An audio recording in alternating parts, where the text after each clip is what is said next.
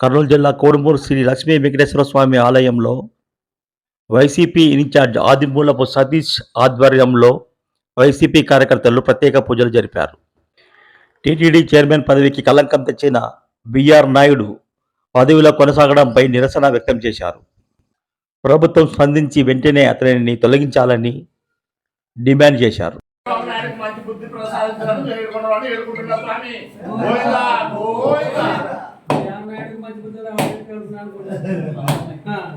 Chairman BR నాయుడును వెంటనే TTD chairman BR నాయుడును వెంటనే ఆలయ పవిత్రాన్ని కాపాడాలి. పవిత్రమైన తిరుమల తిరుపతి దేవస్థానంలో ఈరోజు ప్రజలందరూ కూడా, ఆంధ్ర రాష్ట్రంలో ఉన్న ప్రజలందరూ కూడా సిగ్గుపడే విషయం. అంత పవిత్రమైన దేవస్థానానికి చైర్మన్గా ఉండి అశ్లీల కార్యక్రమాలకు పాల్పడితే కూడా ఈరోజు ఆయనపై ఎటువంటి చర్య తీసుకోకపోవడానికి ఏం కారణం ఉందో ఆ చంద్రబాబు నాయుడు గారికి, ఆ కూటమి ప్రభుత్వానికే తెలియాలి.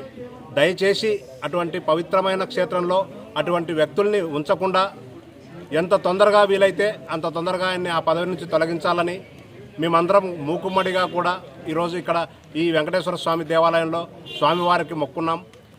ఆధ్వర్యంలో తిరుమల తిరుపతి దేవస్థానం వెంకటేశ్వర స్వామి ఆలయ పవిత్రతను కాపాడాలని మరి కూటమి ప్రభుత్వ ఆధ్వర్యంలో జరిగినటువంటి ఆరకచత్వాలను, మరి దేవుడి మీద విన్నటువంటి నిందలను, లడ్డు విషయమైతేనేమి, మరి బిఆర్ నాయుడు లాంటి కామకుడిని చైర్మన్గా ఉంచి ఆయన వెనకేసుకొచ్చినటువంటి పరిస్థితిని మరి వెంకటేశ్వర స్వామి గుళ్ళో పూజలు చేసి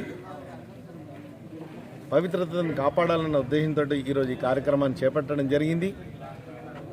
సాక్ బిఆర్ నాయుడు సేవ్ తిరుమల దేవస్థానం యొక్క పవిత్రతను కాపాడాలని మేము ఈరోజు ఇంతమంది ముస్లిమ్స్ అయితేనేమి, దళితులైతేనేమి, ప్రతి ఒక్కరూ మహిళలైతేనేమి మరి వెంకటేశ్వర స్వామిని ప్రార్థించడం జరిగింది, పూజ చేయడం జరిగింది. అన్నిటికంటే ముఖ్యంగా ఒక టీవీ ఛానల్ ఆయన స్వార్థ రాజకీయాల